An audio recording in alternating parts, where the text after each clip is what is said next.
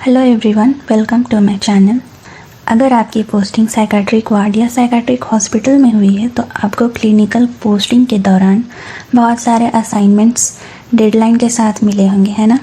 जैसे कि psychiatric history collection, mental status examination, process recording, different psychiatric therapies, psychiatric case study, nursing care plan और भी बहुत सारे असाइनमेंट।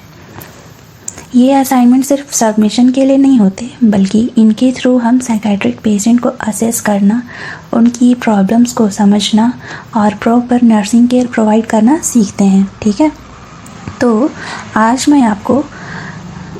मैं आपके साथ अपना जो मेंटल स्टेटस एग्जामिनेशन का असाइनमेंट है वो आपके साथ शेयर कर रही हूँ, जो BSc nursing psychiatric clinical posting के लिए काफ़ी यूज़फुल है। ठीक है, mental status examination psychiatric assessment का एक इम्पॉर्टेंट पार्ट है। ठीक है, जिसमें हम पेशेंट के करंट मेंटल स्टेटस को सिस्टमैटिकली असेस करते हैं, जैसे उनका appearance, behaviour, speech, mood, thought process, thought content, perception, cognitive function, insight and one more thing, judgement. ठीक है, ये सारी चीज़ें असेस करते हैं।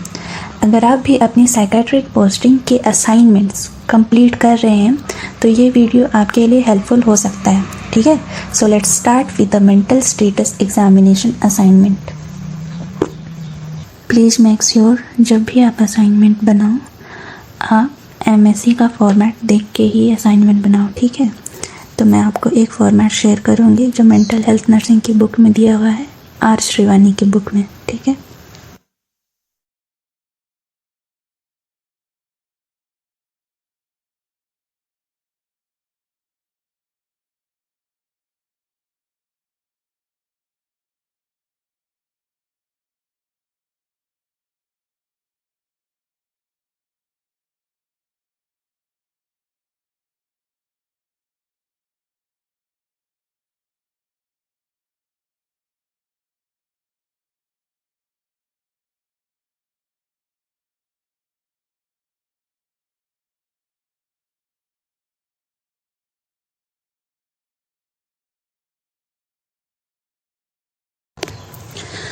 तो आपके मन में एक क्वेश्चन आ सकता है कि मैंने अपना मेंटल स्टेटस एग्जामिनेशन का असाइनमेंट हिंदी में क्यों लिखा है।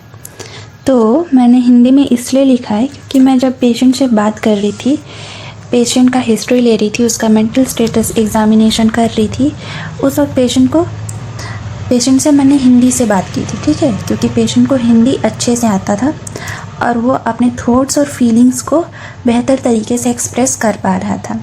तो हमेशा याद रखिए कि एमएससी एक रियल बेस्ड असाइनमेंट होता है। ठीक है, अगर हम पेशेंट की बातों को किसी दूसरी लैंग्वेज में ट्रांसलेट करते हैं तो कई बार वर्ड्स का एग्जैक्ट मीनिंग या पेशेंट का एक्सप्रेशन बदल सकता है, जिससे असाइनमेंट की एक्यूरेसी और इफ़ेक्टिवनेस प्रभावित हो सकती है। ठीक है, इसलिए एमएससी लिखते समय पेशेंट की ओरिजिनल लैंग्वेज और एक्सप्रेशन को प्रिजर्व करना इम्पॉर्टेंट होता है।